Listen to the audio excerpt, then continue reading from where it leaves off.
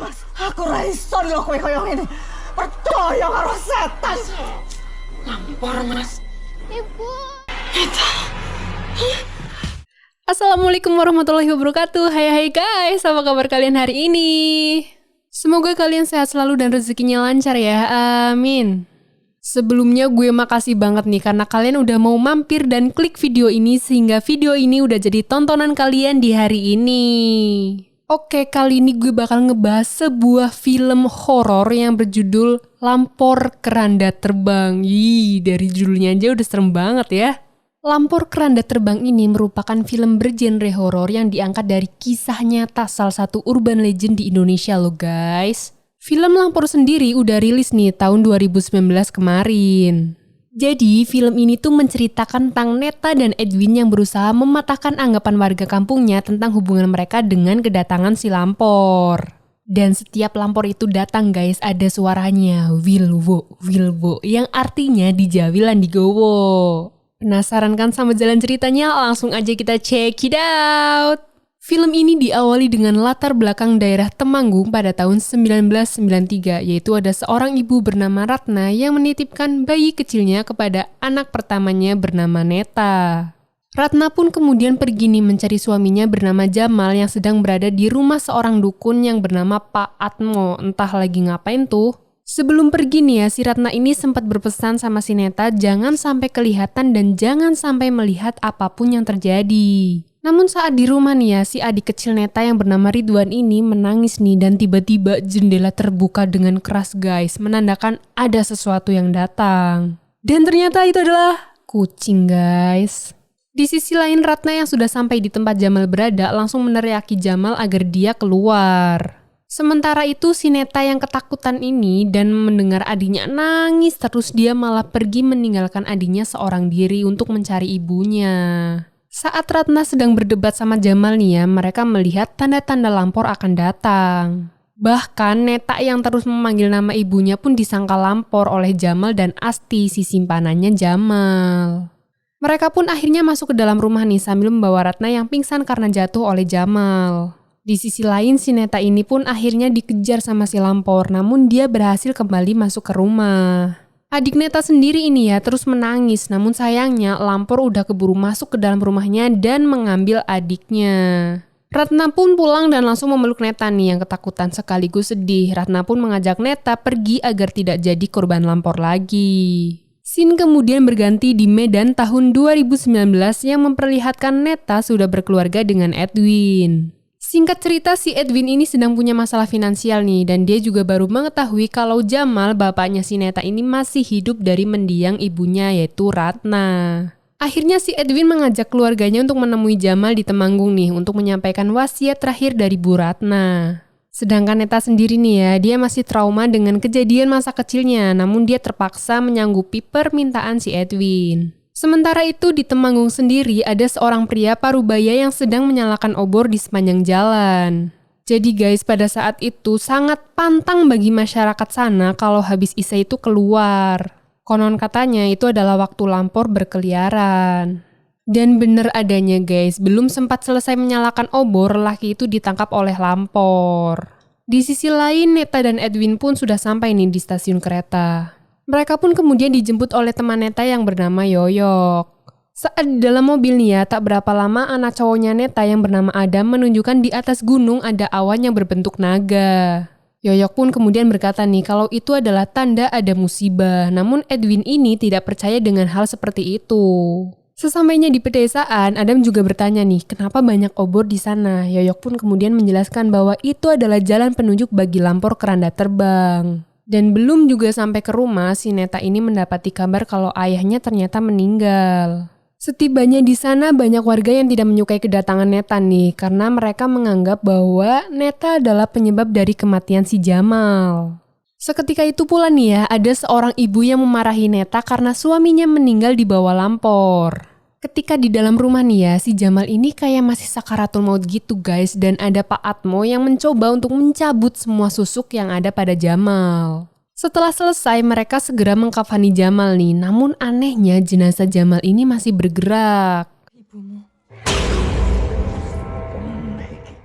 Gila, udah dipocongin masih aja gerak, astagfirullah, siap-siap senam jantung guys.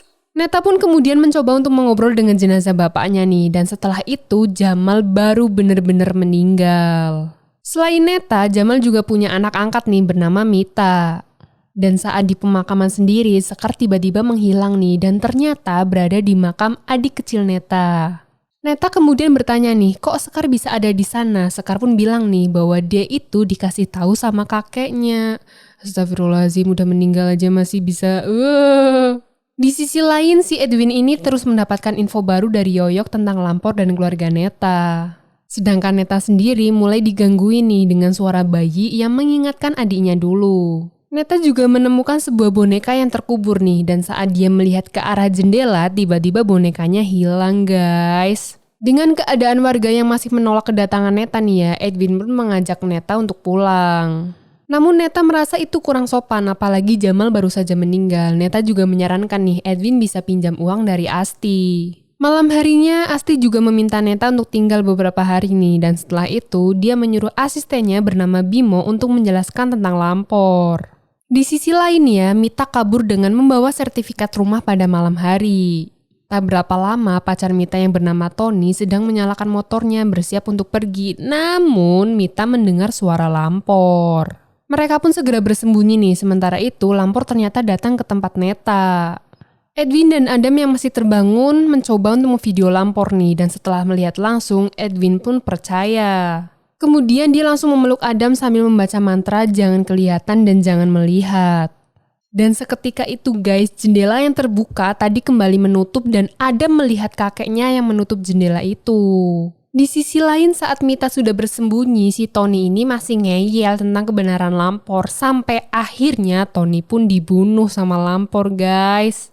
Seharusnya ya kalau kita tahu itu adalah tempat asing bagi kita, bukan masalah kepercayaannya, tapi bagaimana cara kita menghormati tradisi yang ada. Dan next, Lampor kemudian mencoba untuk menangkap Mita nih yang tengah bersembunyi. Namun lagi-lagi arwah Jamal menyelamatkannya dan Mita pun pingsan. Keesokan harinya si Edwin ini terbangun karena mimpi di bawah Lampor. Edwin pun kemudian bertanya nih pada Neta apa yang sebenarnya terjadi pada masa lalu Neta. Namun Neta meminta waktu yang tepat untuk mengobrol hal itu. Sementara itu, Adam dan Sekar sedang bermain nih di lapangan. Sampai akhirnya Sekar merasa kakeknya memanggilnya.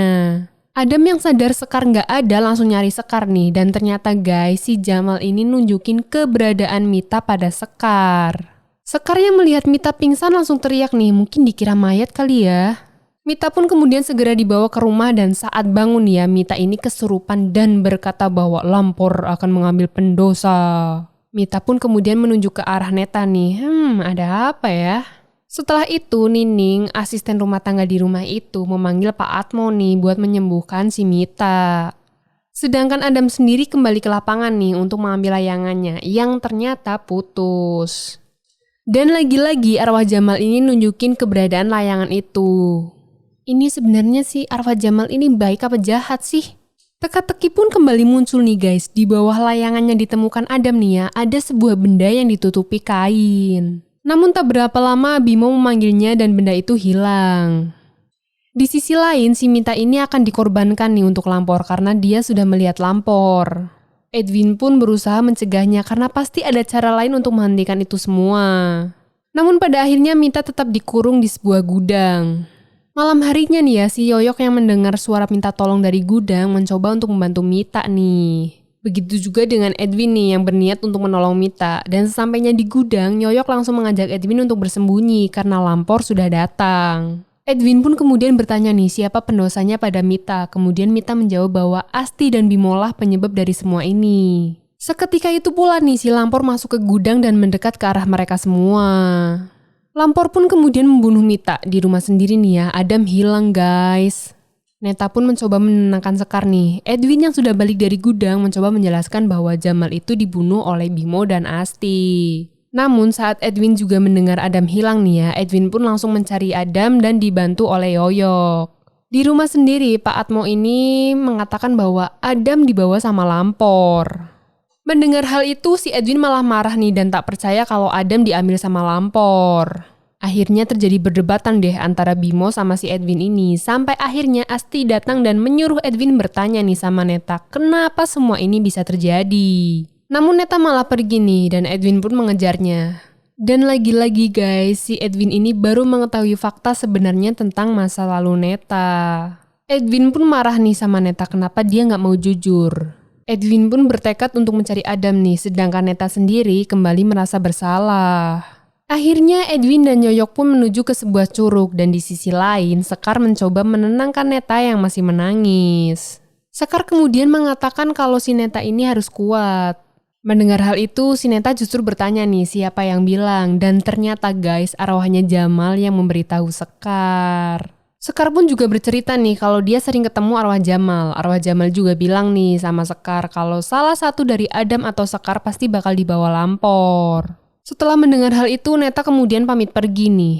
Neta pun menuju ke kuburan Jamal dan tak berapa lama si Asti datang dan menceritakan keadaan Jamal saat ditinggal Neta. Neta kemudian menyalahkan Asti atas kedatangan Lampor. Nah di sini teka-teki muncul lagi nih guys. Ternyata Asti itu nggak bunuh Jamal. Di sini Asti malah menegaskan nih bukan dia penyebab Jamal meninggal. Asti juga mengungkapkan fakta kalau dia itu dipaksa menikah dengan Jamal karena Jamal punya hutang dengan Pak Atmo. Lah, ini siapa yang jahat sampai yang baik toh kak? Tenang, dengerin aja dulu. Next, sementara itu nih ya, si Bimo dan Pak Atmo datang ke tempat Edwin mencari Adam. Yoyok sendiri sudah bersembunyi nih saat mengetahui kedatangan mereka. Tapi di sini emang rada aneh sih guys, si Bimo nunggu di depan mobil sedangkan Pak Atmo pergi sambil membawa garpu tanah. Coba buat apa? Di sisi lain sendiri nih ya, saat Sekar sedang menggambar, tiba-tiba buku gambarnya menunjukkan sebuah gambar yang pernah digambar oleh Adam. Sekar pun juga berkata nih kalau Neta harus melihat sebuah video yang ada di iPad-nya Adam. Teka-teki baru nih. Neta pun kemudian juga menunjukkan video itu ke Asti nih. Kemudian Neta pergi untuk mencari bukti dan menitipkan Sekar pada Asti. Asti pun kemudian melihat video itu dan ternyata Bimo itu punya hubungan gelap dengan Nining. Dari video itu kita juga tahu guys bahwa yang bunuh Jamal itu Atmo, Bimo, dan Nining. Setelah melihat video itu, suasana dalam kamar pun berbeda nih dan Jamal merasuki Sekar dan mengatakan kebenarannya pada Asti. Tak lama kemudian Jamal pun pergi nih dan semenjak itu Asti bertekad untuk menjaga Sekar. Oke, balik lagi nih sama Pak Atmo yang lagi melakukan pemujaan namun malah diganggu sama Edwin. Atmo pun kemudian menyerang Edwin nih, namun Edwin berhasil melukai Pak Atmo hingga ususnya keluar guys. Namun sayangnya si Edwin juga dibuat pingsan nih oleh Pak Atmo. Sementara itu Neta mencari keberadaan Adam lewat gambar yang ditunjukkan Sekar. Dan tak berapa lama si Edwin pun sadar nih, Bimo yang melihat keadaan Pak Atmo sudah terluka parah lalu pergi meninggalkannya. Dan balik lagi ke Neta nih, Neta sendiri menemukan sebuah benda yang pernah ditemukan Adam sebelumnya. Namun tak berapa lama si Nining ini datang menyerang Neta. Itu bukan benda sih guys, kalau gue lihat itu tuh kayak mayat bayi gitu. Ih, serem deh. Dan you know what guys, si Atmo ini masih hidup loh, padahal ususnya udah keluar. Ternyata dia pakai ilmu hitam gitu buat nyembuhin lukanya. Si Neta sendiri juga kalah nih karena Nining dibantu sama Bimo. Akhirnya Neta pun diikat sama si Adam untuk jadi tumbal si Lampor. Bimo dan Nining pun segera bersembunyi nih, namun Edwin dan Yoyok segera datang menyelamatkan mereka. Namun sayangnya Lampor sudah datang. Neta dengan berani menghadapi Lampor dan membiarkan dirinya jadi korban. Tapi anehnya ya guys, si Lampor ini tuh kayak terhalang sesuatu buat bunuh si Neta. Sampai akhirnya Yoyok berhasil mematikan lampu yang mengarah kepada mereka dan mencoba menyinari Bimo dan Nining yang sedang bersembunyi. Lampor pun beralih ke mereka nih dan membunuh mereka. Setelah itu Neta langsung pulang karena teringat perkataan Sekar. Masih ingat kan apa katanya? Sekar tuh pernah bilang, kalau bukan dia pasti Adam yang diambil. Nah ini kan Adam gak jadi diambil, otomatis si Sekar. Sin pun kemudian berpindah nih ke rumah di mana Sekar sedang tertidur di bangkuan Asti. Tak berapa lama Atmo datang ke sana dan mencoba mengambil Sekar untuk jadi tumbal. Asti pun menyuruh Sekar untuk kesembunyi. Namun Sekar berhasil ditangkap Atmo dan Lampor pun berhasil menangkapnya. Neta pun segera mengikuti arah Lampor terbang nih karena si Sekar udah ada di dalam keranda itu. Neta kemudian juga menabrakkan mobilnya dan membuat keranda itu jatuh. Akhirnya Neta pun berhasil menyelamatkan Sekar nih dan setelah itu Neta pun berusaha menghadapi Lampor. Namun tak berapa lama si Sekar ini kesurupan Jamal lagi nih dan menyuruh Neta untuk menyampaikan seluruh pesan Ratna.